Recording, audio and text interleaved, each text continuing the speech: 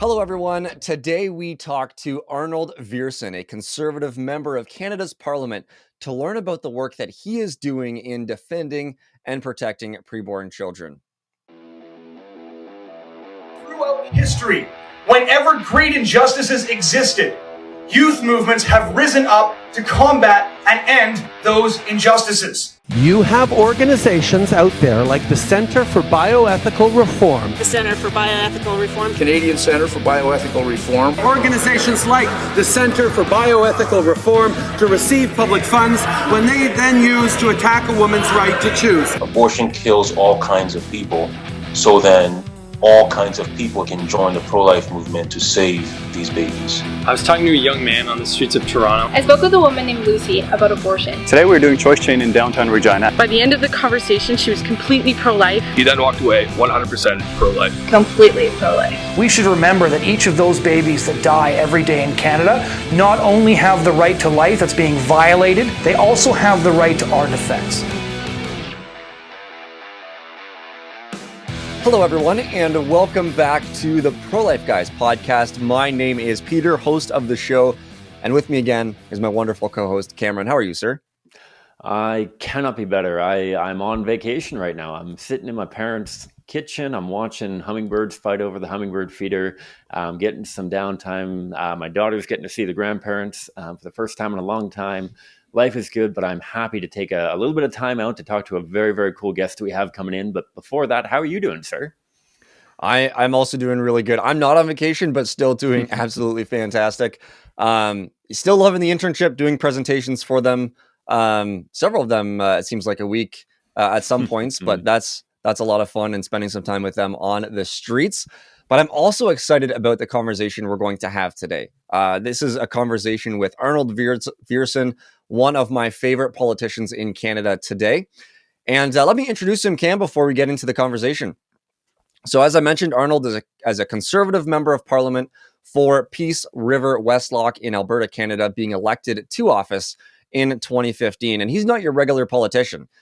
He fights for just causes that are not popular like, other politicians like to do. He's the chair of the Pro-Life Caucus, which seeks to defend the preborn children in our highest house, and he actively fights online sexual violence and human trafficking. In 2018, Arnold launched the Parliamentary, I can't say that word, Parliamentary group. Okay, you know that word. Okay, to end modern slavery and human trafficking, to unite parliamentarians across political lines, and he was successful with that. He's involved in a number of other parliamentary caucuses, including the Indigenous Affairs Caucus. He's a member of the Canada-Netherlands Parliamentary Friendship Group, Parliamentary Uyghur Friendship Group, Canadian Parliamentarians for Freedom of Religion or Belief, and the Parliamentary Friends of the Kurds. I cannot say that word, Cam. I should have practiced it 100 times them in a row. Holy moly. I know. That is not all. Arnold is an avid outdoorsman. He enjoys hunting, fishing, hiking, snowmobiling, gardening, and 4x4-wheeling is what I call it. And he's also interested in small engines, something he's worked with in the past. He's married to his wife, Melissa, and together they have 4 children. I hope I can speak it clearly during the conversation that we have with our good friend, Arnold Viersen. Here it is. We hope you enjoy it.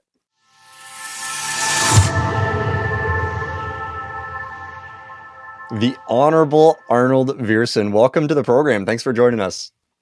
Well, thank you, Peter. I was worried you're going to call me the Right Honorable, and that's only the Prime Minister gets that title. So thank you nonetheless. And the Honorable, that goes to Cabinet Ministers, and I haven't made it there yet either. So okay, you're just going to have to call me Arnold. That's it. Going to have to work for today.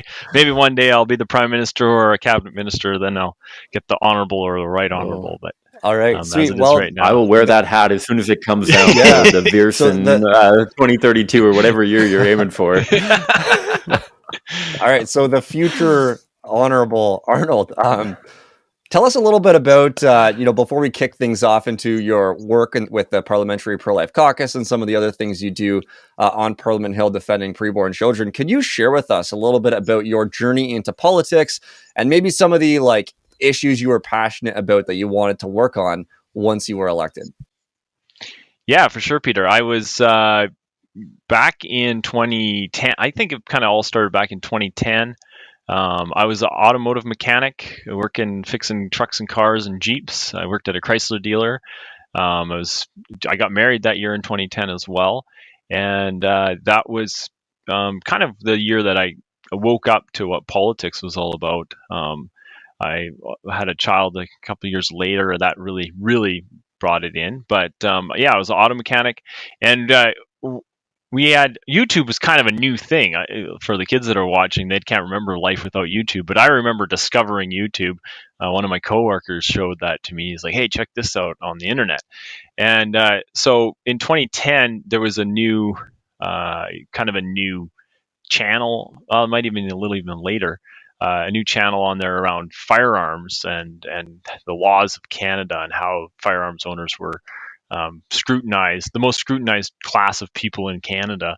And so we started watching. There was one guy, Rod Giltakic was his name, and he had a YouTube channel. We watched that on our lunch break at work. And so that's kind of probably like the spark that started my whole interest in politics. I then, in 2010, there was a notice in the church bulletin that said, "Hey, there's a guy named Mark Penninga with an organization called ARPA. He's going to be in town on Wednesday. Come on out." And so I coaxed my brother-in-law to make the 50-kilometer drive to church on Wednesday, and taken this presentation from this guy named Mark Penninga. Little did we know that he was trying to set up a local ARPA board back then. And so we showed up there. There was only 6 of us that showed up, and he said, "Well, I'm trying to start a board, and a nice board size is 7 people, and there's 6 of you, so I think this should be the board." So I kind of got voluntold to make up the ARPA board. So that was back in 2010. And that led me, I sat on the board there till I moved away in 2011, and then I joined the local ARPA board where I currently live. And through that work, I met members of parliament and MLAs, and kind of that whole kind of took the, like, once you step through the front door of the parliament buildings or the legislature buildings once, the mystique of the place kind of disappears a little bit, and you start to understand what's going on. And so then in 2013, they redistricted all the ridings, and so that where I lived was a brand new riding. There was no member of parliament existing, and I seen that as a bit of an opportunity. And so the guys that I was watching those YouTube videos with at work, I said, "Guys, here's an opportunity. We can help choose the next guy for our area. Let's just buy a membership," kind of thing. So that's how that kind of got started. And so I bought a party membership back then, and I didn't think I was going to run. I was 27 years old. I thought MPs were older than that, and so I went and harassed some of my friends. So one of the guys that I worked with figured he should run, and he didn't. He thought that was a crazy idea. Another guy that I went to church with that he'd sat on the local EDA board and things like that, and had kind of always been the guy that I thought would do it. I went and bugged him, and he had just bought a new business, and so he said, "No, Arnold, I can't. This time I just bought this new business." And then my other friend, who's a few years older than me, with much more of an interest in politics than I had, I went and harassed him, and he had 6 kids, and so he said, "Arnold, I've got 6 kids, I'm not running at all." So all 3 of those guys turned it around on me, like pointed it right back and said, "Well, you think this is such a good idea, Arnold, like, why don't you run?" And so that's how I considered it. I got my wife actually to sign a contract, a piece of paper anyways, saying that I was allowed to run. That was a big deal. So I can hold that over her head and say, "Hey, you signed this piece of paper, like." Yeah. And then I remember, like, the decision to run was based on one of those guys that at the mechanic shop there that we used to watch the YouTube videos together with. He was kind of like my test pilot, right? Like, if I could sell him a membership, then I probably could sell anybody a membership. And so he eventually bought a membership, and then he was my first membership sale that I did. And then I went off from there and sold more memberships. And he admits today, he's like, Arnold, I bought that membership just to get you out of my hair, like, because I harassed him like every day for 3 months, right? Like you should buy a membership. Like, if you care so much about this firearm stuff, we got to do something about it. Buy a membership. Let's help elect the guy that's going to be our representative. So now today he's convinced I'm going to be the prime minister, because if I could be a member of parliament, certainly I could be the prime minister. Right. So I think that in a nutshell, that's kind of my story. My friends, they tell me, Arnold, there's not a wrench big enough to fix Ottawa. And I said, we got to try. Gotcha. Well, as I mentioned, I'm looking forward to that campaign for prime minister. I'm curious, in that decision to run, did you expect to win? Or was this kind of like were there other people running against you? Was this something of, well, somebody who believes in these values has to run, let's see what happens kind of thing, but it's a bit of a pie in the sky kind of thing? Did you anticipate that you were going to be sitting in Parliament here, 6 years later? You've had 3 elections since then, 2 elections since then. Elections since then. Was that something you were confident that you were going to Ottawa when you signed the papers to run for the nomination, or what was that journey like? Yeah. So I guess I wrote a lot of this stuff down just so that I can refer back to it, so you remember what you got into it for. And so yeah, that was at the time, I think when I kind of made the decision, 360 babies a day were getting killed by abortion. Firearms owners were the most scrutinized people in the country, and being an Albertan, just the way that the rest of the country seems to poop on Alberta all the time. So those were kind of like the 3 things that got me angry enough to put my name on the ballot. And I guess you don't necessarily think that you're going to win, but I definitely, it wasn't something that I thought, oh, this would be kind of fun or something. Like, it was like, if I'm going to do this, I'm going to do this, right? Talk to a lot of different sitting MPs on hey, what is this going to take? Particularly Chris Warkington, who's the next door MP, who's about 10 years older than me, but he got elected at 27. And so he's similar life speed. And I asked him a million questions on what's it going to take? Can I do this? Is this possible with a young family? Is it possible as somebody that brings my worldview to Parliament? Is that a doable thing? And he assured me that it was. And so there wasn't, when I did go into it, I went into it with eyes wide open and went in to win. That is what this is all about. Politics is a lot about the ideas, but it is also the biggest, at the end of the day, it's just the math, right? It's about I always say this to everybody that's aspiring to be a politician. I say the guy with the most votes wins. And they're like, of course, Arnold, of course. Yeah, well, figure out how many votes you need and then go and recruit those people to come out and vote for you. And it's not I often get asked about debate strategies and things like that. I'm like, well, I'm sorry, I'm not in the business of debate strategies. I'm in the business of math. Right?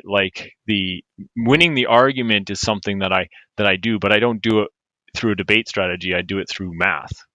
I find out how many votes do we need, and then I go out and find that amount of votes, and then we win the votes. Making the argument is somebody else's job, to some degree, right? An organization, CCBR, for example, makes the argument. And they are the ones that come up with the debate strategies and the arguments that work and all these kinds of things. I use that. There's no doubt about that. But at the end of the day, it's math. The guy with the most votes wins. And so we need pro-life butts in the seats that count. That's exactly. And so that was a big motivation for what I was up to. And yeah, did I think I was going to win? Well, the nomination was nip and tuck. Like that was a tight battle. There was initially up to 10 people, I think, put their name forward to run, and then at the final ballot, there was 4 of us on the ballot, and it was a knife fight the whole way. There's no doubt about it. But the church came out and supported me immensely. That was really important. And like again, the guy with the most votes wins. You can't emphasize that enough. Like I remember my next door neighbor, 5 kids, and 4 of them had memberships. So a household with 6 memberships, right? And I was phoning him the day of the vote, like, you got to come out and vote. And he's like, Arnold, it's just not working right now. And I'm like, well, like there is no other now. Like there's either now or there's never, right? Like he's like, well, we got to go grocery shopping today. I'm like, certainly grocery shopping can happen another day, right? Like so I don't know if he'll be listening to this or not, but I don't think it in the moment it didn't seem, for him anyways, it didn't seem like he'd bought the membership. He was all excited 6 months earlier, right? And then it's like one day for 2 hours is the event, and that's the most important timing of all this. But so that's but now I look back, and people come to me for advice, and I said, just don't rely on everybody that you sign up. Like, sign up much more. Yeah, give yourself a cushion. There's no doubt about that. So and that's the math of it is so going into it, I thought the math was going to be good, and it turned out we were okay. So You certainly were okay. Arnold, you talk about one of the reasons you got into politics was the abortion rate. You talked about the importance of getting pro-lifers in the seats in Parliament, which you are one. Could you talk to us a little bit about what we want to talk about today, I guess, which is the Parliamentary Pro-Life Caucus, one of the caucuses you're on, the one you chair. Perhaps tell us like how you were introduced to it and some of perhaps the goals or initiatives of the Pro-Life Caucus. Yeah, so the Pro-Life Caucus got started long before I was there. Maybe when I was a toddler, it might have got started. But the real like force and movement came to it in 1997, when the now Premier of Alberta, but then Member of Parliament Jason Kenney became a Member of Parliament, and he really built it into an institution. Then before I got elected, a guy named Mark Warawa from Langley, BC, he was the chair, and so I don't know how long he was the chair before me. And then when I got elected, then Mark said he had done it for long enough, and we needed some new blood in there, and I got elected as the chair of the Pro-Life Caucus. So the Pro-Life Caucus is there to basically strategize and push the legislative arm of the pro-life movement. And so at this point, it's we supported most recently Kathy Wagenthal's bill, the anti-gender selective abortion bill, Bill 233, I do believe it was. And so that's like we coordinate between the offices to make sure we keep pushing that forward and get the messaging out on our social media and that kind of thing. We work to negotiate with the party center on like campaign promises and what's going to be in the platform, that kind of thing. And then we work on getting more pro-lifers elected.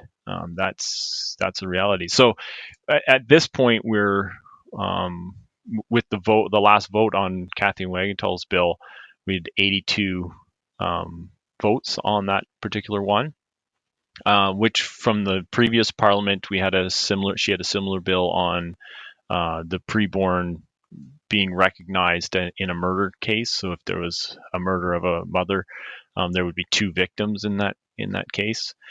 So we were up, I think, seven votes from that one. So just between the 2 parliaments, we were able to elect 7 more pro-life members of parliament. that's not necessarily a good estimation of what we've done, because we had 20 more seats in the Conservative Party after the last election. We actually had about 42 new members of Parliament because a number of them had retired, and so while we were up 7 votes in total, but we're still not close to the 172 that we need. We also have gotten a whole new crop of new pro-life MPs that replaced existing pro-life MPs, and so some new fresh blood, some new excitement, and yeah, I would say that there is an awareness within pro-life candidates that run that there's a pro-life caucus, and so there's a real being the chair through an election now. I remember when I showed up, I was asking Mark Warwell, when's the first pro-life caucus meeting? And then the new members of Parliament after the last election, they were coming to me and saying the same thing. When's the first pro-life caucus meeting? And so there is an awareness of it, and there is it's a big. That's the reason why many people get involved in politics, is because 300 babies die every day in Canada. That is a human rights travesty, and probably the largest in Canadian context, anyways, in terms of human rights tragedies. And so we need to fight that. So at this point, it's just about building the numbers, fixing the math, so to speak. Yeah, and let's dive into that a little bit further, Arnold. I'm interested. So I know that many of the members appreciate some degree of anonymity, and so I won't be asking about any of the names or ridings that they're coming from or whatnot, but I'm sure that I'm not the only one who has this kind of perceived notion of smoke and mirrors and midnight meetings and whatnot, sneaking around, conspiring for pro-life caucus. I'm sure that's not actually what the Parliamentary pro-life caucus is like, but I'm curious. So you mentioned you get into politics and you're asking about it proactively. And there's a few people in this last election cycle that are seeking to become a part of the Parliamentary pro-life caucus. Is that generally how it works? Are you guys actively pursuing other politicians that you want to kind of pull in? Is it something that you wait for people to approach you? Is that a fair question to ask? I'm curious about the math game. If you guys are looking at, okay, well, maybe I'll approach this member of Parliament, or maybe I'll talk to a staff member in this camp and try to build this up, or are there more people who are coming to you seeking, like, I'm interested, do you mind if I come and just check on a meeting? What is the dynamic like of the Parliamentary Pro-Life Caucus? Or are you guys like legit just meeting in smoky taverns at midnight with hooded, veiled people you don't even know who's coming to your meetings, and you're all sneaking together, if you know what I mean? Yeah, well, fortunately, we're no longer allowed to smoke indoors in this country, so the taverns happen. They're just not smoky anymore. No. So it's kind of all of the above. So I'm like, the Pro-Life Caucus is just one of many caucuses, right? I sit on like the outdoor caucus, for example, or the hunting and angling caucus, and for the most part, it's people approach. There's usually some pressure from the grassroots to do something on the pro-life issue, and so one easy way to do something on it is be a member of the Pro-Life Caucus, right? And so while as the chair, I don't divulge whether somebody is or isn't a member of the Pro-Life Caucus, the individual members likely will say, "Hey, I'm a member of the Pro-Life Caucus," and that checks a box for a bunch of people, and that's good. And the same with a lot of caucuses. There's the people that drive them, and then there's the people that want their name on the list, right? So that's a reality. And to be fair, I do that with several of these caucuses. I'm on the Anti-Nuclear Proliferation Caucus. I'm happy to have my name there, but I don't. That's somebody else's like key issue, right? And that's the same with ours. Is that there's a dozen of us that are really active in the Pro-Life Caucus, really drive the bus on it, and then you have another couple dozen that participate in the general meetings, and then you have a whack of people that just want their name on the list and don't participate a great deal, but they're a reliable vote when the time comes around, and that's and that's good enough too, right? They have other things that they're interested in and working on, and so that's a reality. So that's kind of how it works. Yeah, we meet on a need to basis. So when there's something to meet on, we meet on it. So sometimes that means we don't meet for a little while, and then other times we end up meeting 2 or 3 times a week, kind of thing, right? So it totally depends on where it is. I guess to some degree, one of the interesting dynamics about pro-life caucus is that it's typically people that share the same worldview, and so what a danger that I have with pro-life caucus is that virtually every other issue is easier to talk about than the anti-abortion issue. We've got, and there's 1,000 issues. As a member of parliament, there's 1,000 issues coming at you, and some are easy to talk about, some are not so easy to talk about, and some are like dangerous to talk about, right? Like you can end up being a media phenomenon one way or the other, which I've been the subject of a couple of those in my life. But but either way, that's something that I tried to guard fairly jealously with pro-life caucus, is that we're anti-abortion. 300 babies are dying in Canada every day, and that is a travesty that needs to be addressed. And so, but the challenge with it all the time is that folks would like to, often because we come from a similar background and we care about the same things, the meeting will get hijacked for another issue, right? Like that's a likely phenomenon, and like MPs will come to me and say, Arnold, like there's this issue, we need to talk about it. And I said, well, how does that have anything to do with 300 babies dying in Canada today? And they, well, it doesn't, but all of these people care about the same thing. I said, yeah, that's true, but like build a caucus around that issue then, right? Like it's, I'm trying to guard this time for this issue. And if I don't do that, we end up talking about everything but, because the anti-abortion issue is entrenched. Like the sides know, the battle lines have been drawn and the sides know where they're at.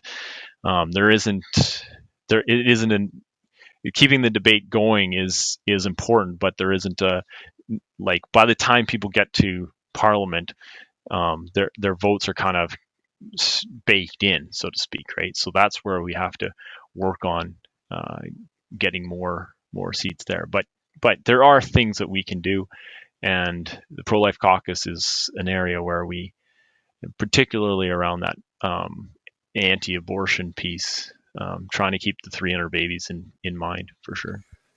Mm-hmm. Yeah. So when you said one thing, Arnold, that made me think about the conversation we had a few days ago, just in preparation for this podcast, about the stakeholders. You said that some of these other politicians, your friends, are saying, perhaps the euthanasia issues coming up, and folks are coming to your offices with sort of this is being pressured on me. Is there anything you can do?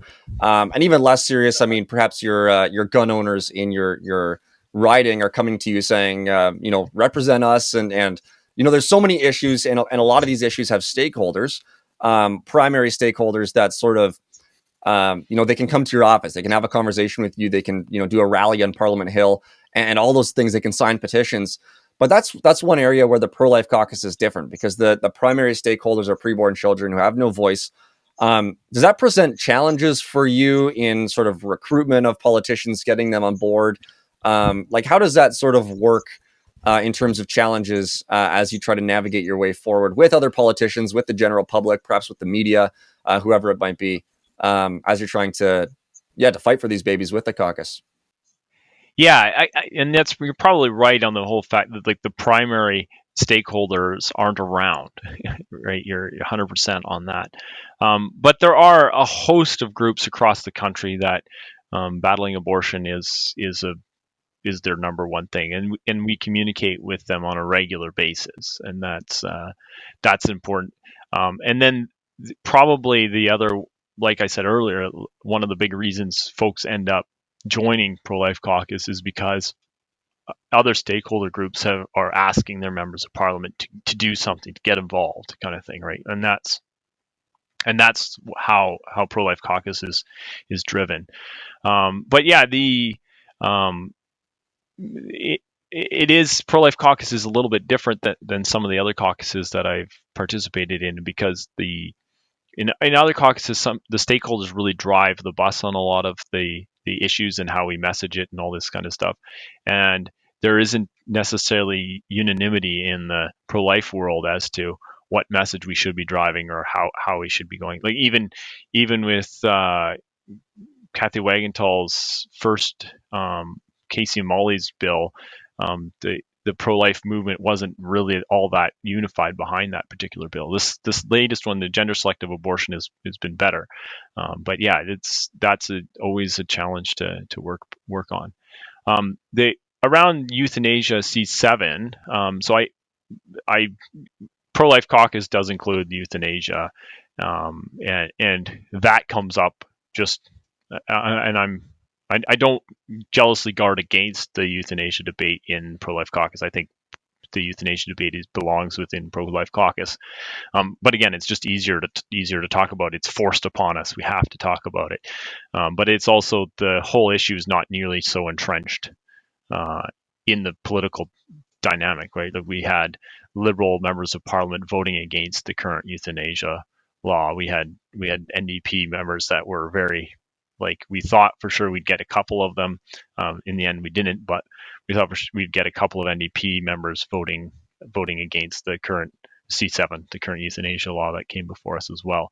So, and I think the C7, while we weren't able to stop that bill from going forward, it was Pro-Life Caucus had a lot to do with that debate, and we were able to flip the narrative on it, in the fact that when the Liberals introduced the bill, it was like high fives all around. This is the best thing ever.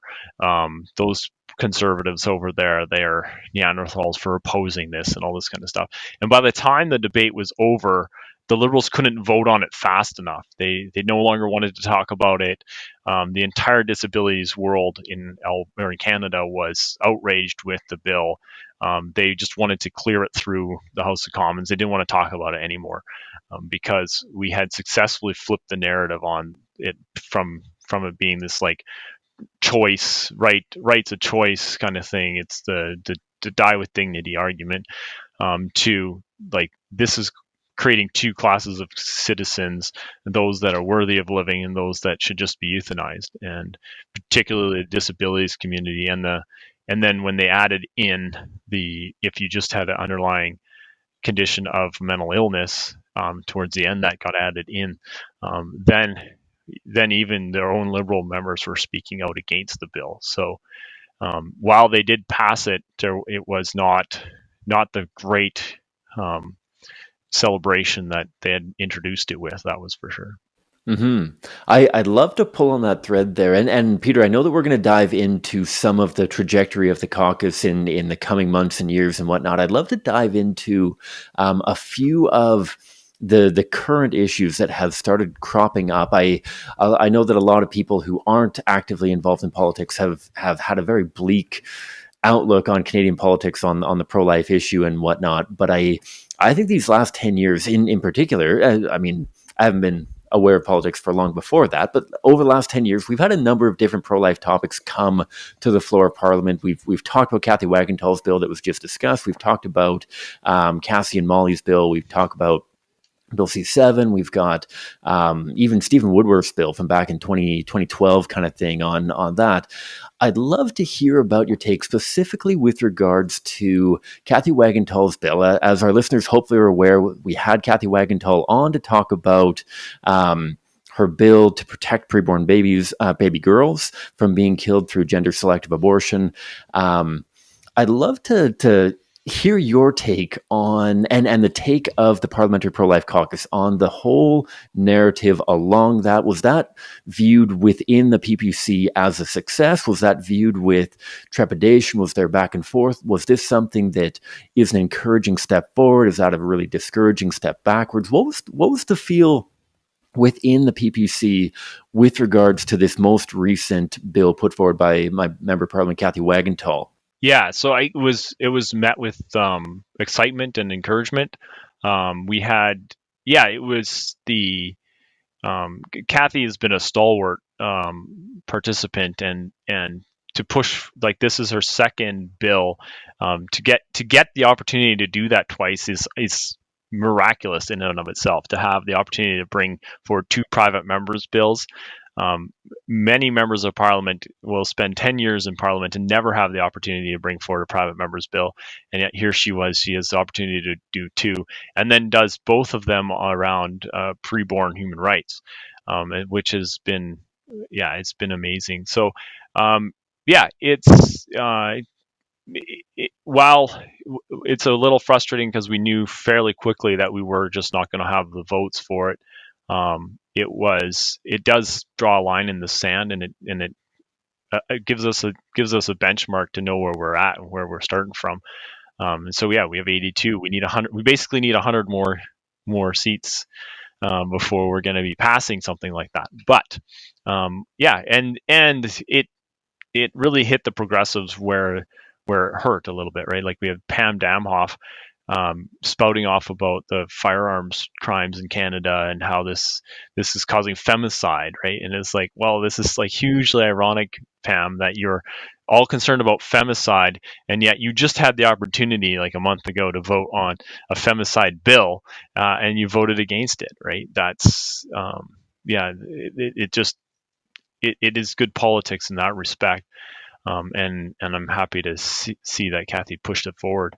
There was, I guess, one of the there maybe there's a bit of disappointment on my part. I wouldn't know if the pro-life caucus in general, but just around how the media just ignored it. I don't know if you noticed that as well, but it was just like, try as we might to cause a little controversy with this bill, to raise it, run it up the flagpole. It was just virtually ignored. That was it was an argument that they could not argue against, and so they just ignored it. And while in Parliament during the speeches it was vitriolic, in general, beyond that, other than our own like personal Facebook pages and things like that we pushed it out over, there was just like, it was tough to get traction with it in the media. Whereas like during the election, the media didn't seem to want to talk about anything but abortion, when we actually had the bill that they accused us all of secretly bringing forward. When we actually brought the secretly defined bill forward, then they didn't want to talk about it because it wasn't anything that they could argue against, essentially. So and that was probably the disappointment that we had, was just like, for as much flack as we get as pro-lifers for causing media storms, this one definitely didn't cause a media storm of any sort.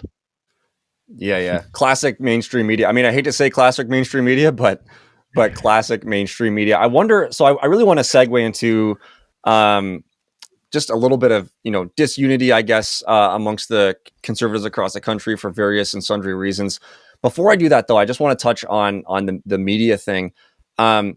As a pro-life layperson, there's many of us across the country, social conservatives. Perhaps you have a message for the social conservatives when the pro-lifers, when the mainstream media is not talking about the issues that we want them to talk about, when they're completely ignoring us, when we see some sort of victory on the horizon or have good arguments or anything like that.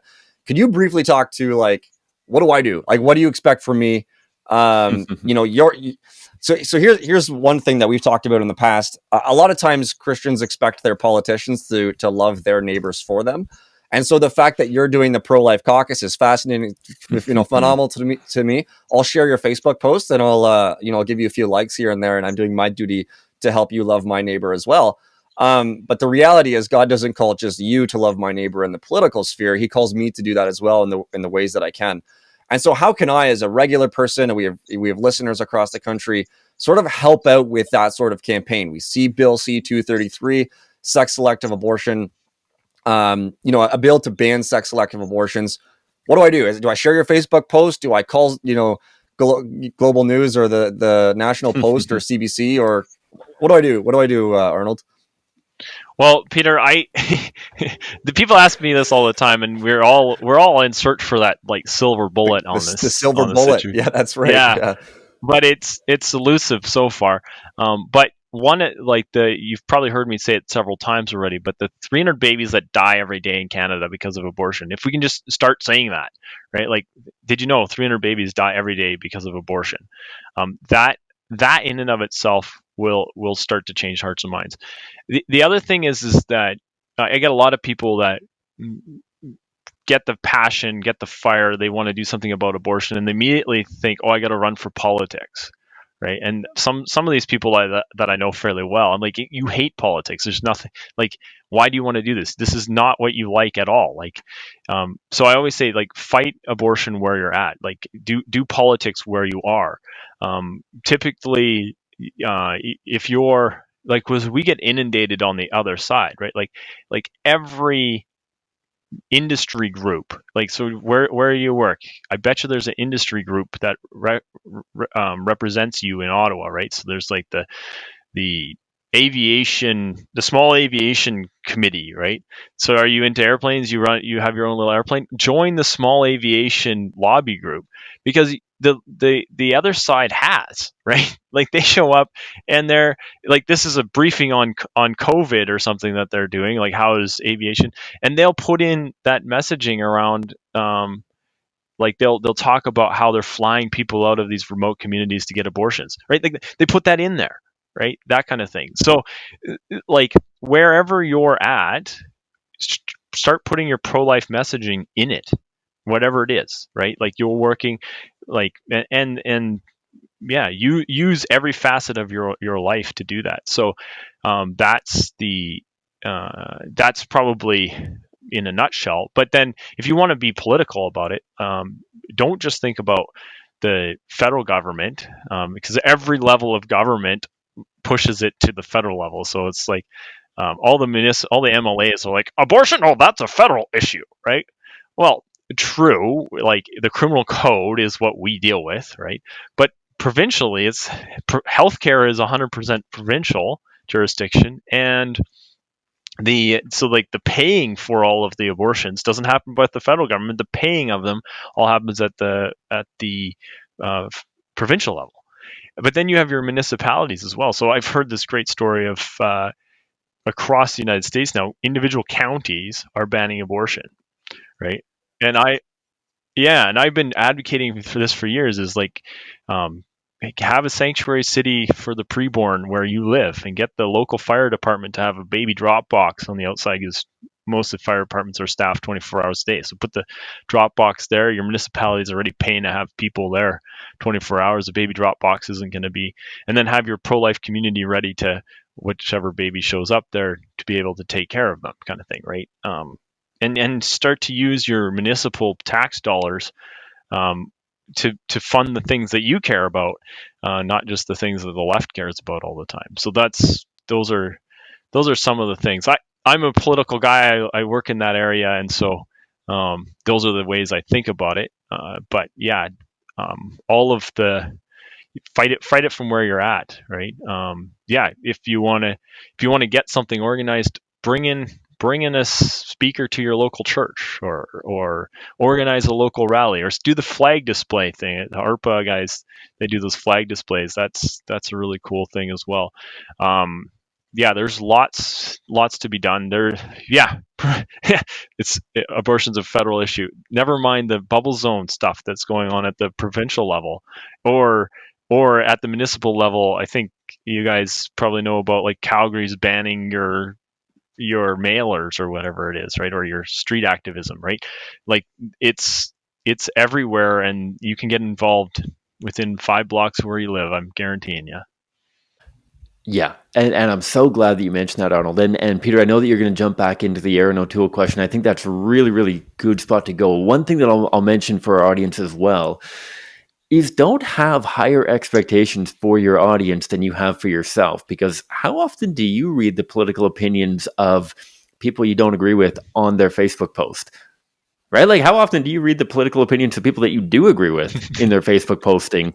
And so if you're trying to change people's minds, a Facebook post probably isn't going to cut it, because it probably wouldn't cut it for you. Yeah. Right? Like, you're probably not going to have a radical revelation reading somebody's Facebook wall. And so why are you going to expect all of your neighbors to have radical revelations when they read your Facebook wall? Peter, you and I have talked ad nauseum about the value of having conversations, like you mentioned, Arnold, like actually getting involved, actually getting out and engaging people, engaging politicians, engaging your neighbors in, hey, did you know, like, have you heard about Kathy Wagenthals' bill and how it didn't even pass, and we're allowed to kill babies and 300 babies are being killed every day? Hopefully, Peter, you and I are conveying a lot of apologetics that you can use at your dinner table, barbecues with your neighbors, whatever it looks like. But like, at the end of the day, I just feel like we have such high expectations for our neighbors and our Facebook friends, and we're not even that kind of Facebook consumer. And so have realistic expectations for what do you think your action will actually achieve. And don't be too critical upon yourself, because you don't know how the Lord's going to use your activity. It's not saying don't post stuff on Facebook, but maybe let's not be overambitious with our Facebook posting. It is all I'd say. I don't know if you'd agree with that, Arnold, but definitely being a little bit more direct in our action than just posting a Facebook post that is probably in something of an echo chamber already. Yeah, that's likely. But come on. I hope that my Facebook posts change hearts and minds every day. Come on. Totally. And that's a valuable expectation. But if in 2013 you had said, you know what, I don't need to run for office. Yeah. I just need to be active on Facebook. Yeah. All they need to do is like mix in a political status every time I send down a Farmville request or whatever. Like, you probably wouldn't be making anywhere near the difference that you're making right now. So praise God for the work that you're doing in the house. And Peter, let's dive into some of the where pro-lifers should be looking with regards to the current context and whatnot of the Conservative Party of Canada, I suppose. Yeah, for sure. So Arnold, I think if you look at the sort of conservative political landscape, it seems like there's been a growth in disappointment in the Conservative Party. Some of it could be COVID related.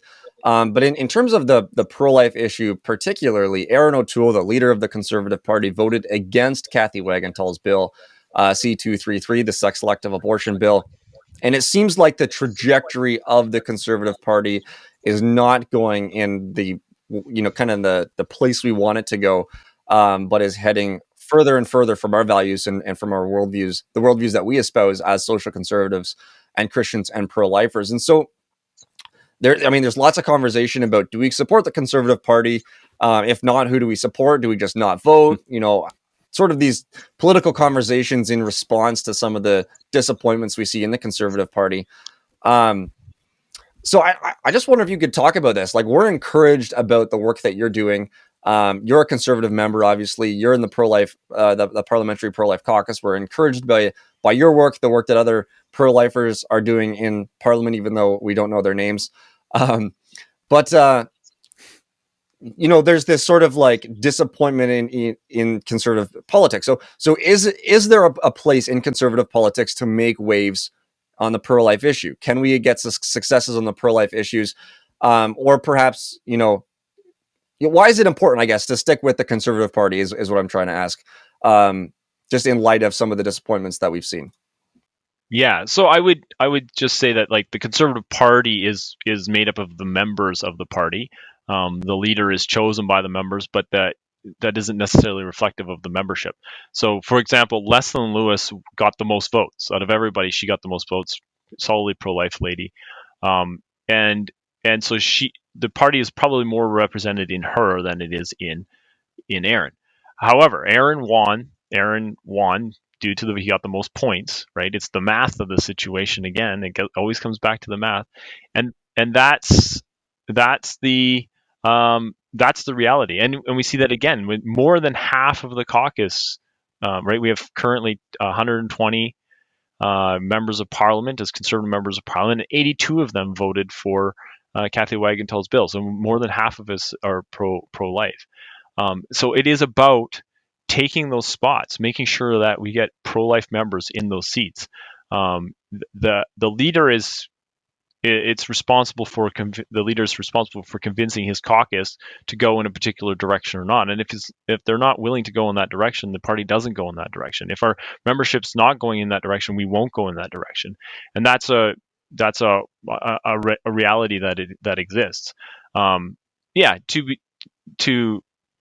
Some of this is just like the pendulum swing a little bit as well, right? We had Andrew Scheer, pro-life leader.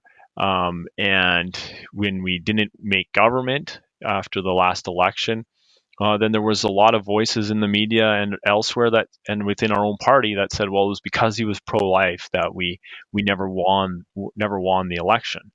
And so there was this like massive movement within the party, not necessarily the majority of the membership, but there was a group that said, oh, we got to do something differently, right? And that might have been driven by some of the people who then ran for leadership, right? And so now the pendulum has kind of swung the other way. We're going to try a adamantly pro-choice leader, and if he wins the election, then it will be because he wasn't pro-life, right? If he loses the election, it probably won't because he was pro-choice, but nonetheless, that'll be the argument that we'll have to make at that point, right? So it'll be this is kind of the time we have to, like, this is the pendulum swing the other way, and we'll have to hang on for the pendulum to come and swing back again. That's the reality of it. But again, it goes back to that math piece, right? It's the math matters, and whether it's in our own party or whether it's in the general election, we've got to get pro-life bums in those parliamentary seats. And so that's what I would suggest, is that, like, most of you, unless you live in Durham, Ontario, you're not going to be voting for Aaron O'Toole. You'll be voting for the guy on your ballot. And that's in Northern Alberta, where I live. That's me. Support your pro-life members of parliament. We've got a list now of MPs who voted the right way on Cathy Wagenthal's bill. So look up that list. And if you live in a riding that's not held by a Conservative, vote for the pro-life candidate that you have on your ballot, or work hard to make sure that your candidate who's likely to win is pro-life, right? Like, work on that regardless of the party, right? Like, that's it's about getting that pro-life bum in that parliamentary seat. If they're from the Liberal Party and they're going to vote pro-life, I'd happily take a Liberal vote on a pro-life bill. As our caucus, the pro-life caucus is an all-party caucus. However, the Liberals currently have a moratorium on pro-life members, or pro-life candidates. So that's not going to be a problem. In the last election, we actually had, I think it was 6 Green Party candidates who were pro-life. Now, 2 of them, I think, got disqualified, but it was interesting. Like, the Green Party didn't spend a lot of time vetting to see whether you were pro-life or not, and so they ended up with a number of pro-life candidates, which then became a controversy during the election, of which then the Green Party ousted 2 of them, and then the other ones did these we didn't know kind of statements. But for they did have a number of if the Green Party is likely to win in your area, consider nominating pro-lifers, right? Nominate pro-lifers for places they're likely to win. Yeah, I'm glad that you mentioned that. I'm sure that she won't appreciate me saying this, but I remember when Elizabeth May was running, I think for the first time, I'll be honest, I don't actually know if she's still the leader of the Green Party, but at the time she was the leader of the Green Party. Yeah. And she came to the University of Victoria and talked about her pro-life convictions and how she was pro-life, and she got hammered, obviously, by the University of Victoria Student Society and whatnot. I'm sure that she's not the pro-life stalwart that we had somewhat hoped that she would be out in hippie Victoria here. But I'll touch briefly on it. It'll certainly be interesting where the stinking albatross ends up laying in this next election. And for those that didn't follow the conservative leadership, that was something that a very pro-abortion hopeful leader had said, suggesting that the pro-life candidates would get no love, no attraction, no votes because of their public pro-life stance. Obviously, he ended up in losing significantly towards a very good pro-life person in Leslyn Lewis. One last question that I'll ask you, Peter. I'm sure that you've got at least one more after this. I'm curious about what you would say. So, Peter, you probably ask a little bit about the mobilization of the populace and how we get more politicians elected. I'd be curious. There's been times when I've met with pro-life politicians, certainly at CCBR, we have lots of people that reach out to us and tell us like, hey, I'm thinking of running. Like, do you think all of your postcarding teams can deliver our literature? Because you guys are so good at delivering postcards to every door and all this kind of thing. And at times we'll say, like, I don't know how strong of a public figure they'll be on the pro-life issue because they don't have a lot of background in the pro-life issue. They've got raw passion, but they don't have a whole lot of competence possibly. And I'm curious what kind of support and leadership the PPC, Parliamentary Pro-Life Caucus, offers to people who say, like, I am pro-life, I want to do a good job of being publicly pro-life and advocating for preborn children, but I don't know how. I don't know how to talk to the media without getting hammered. I don't know how to talk to my constituents about this. What goes on for somebody who wants to be actively pro-life and maybe is a little bit cringy in their initial take? Do you guys do a little bit of polishing? Do you guys do a little bit of training? What does that look like? Yeah, you bet. That's always a challenge for somebody that comes from, like, I was an auto mechanic before I got elected, and then there you are, sitting in Parliament and then writing letters and communicating with hundreds of thousands of people. So yeah, that is something that we've definitely worked on in lining up a communications training for any members of the Pro-Life Caucus that are interested or want it, and we've offered it as something that they're able to, like, proactively offered it, so to speak, right? So that's yeah, and that's been helpful. And then often we get, like, when there is even members who aren't pro-life, but who are having constituents reach out to them on particular issues, they'll reach out to me or Kathy and say, hey, like, how do I communicate this back? I'm not pro-life, but these pro-lifers are communicating with me, and I want them to support me. Like, how do I do this? So that is something that we help with as well. The other thing I guess I would just point out is that typically being pro-life as a conservative anyways, it leads to the Scott Hayward from the organization right now. He's done all the math on it, and the being pro-life conservative adds about 1,200 on average, 1,200 votes to your vote total, versus not being pro-life conservative. So there's just in and of itself that there's a bunch of more votes to be had by being pro-life on the conservative side. So we make that pitch as well, to, like, hey, you know what, like, identifying as pro-life as a conservative increases your vote total a bunch, right? So that's that's a reality, and that's something that we try to communicate to our members as well. Nice. Arnold, as we wrap up, I wonder if you can speak a little bit to where you see the caucus going. What's the future? Do you have projects coming up? I don't know if this is, like, public knowledge or if you want to talk about some of the things you're working on, but is there anything that we can expect from the Pro-Life Caucus as you continue to navigate your way forward and continue working? Yeah, so we like platform development, developing ideas for the platform that continues to be, and negotiate those into the platform is something that we continue to work on. Yeah, some of it is just issues driven. So for example, you may remember a few years back, there was a Canada Summer Jobs scandal where basically they were the the government they had it at a station. You had to check a bunch of boxes, and one of them was about whether you were going to be participating in pro-life activism or pro-life work, or if you held to these beliefs. So many churches were just being self-isolated out of the program, and that whole scandal was brought to light by members of the pro-life caucus. That was something that we worked fairly hard on, and that became a big national issue because of the work that we did.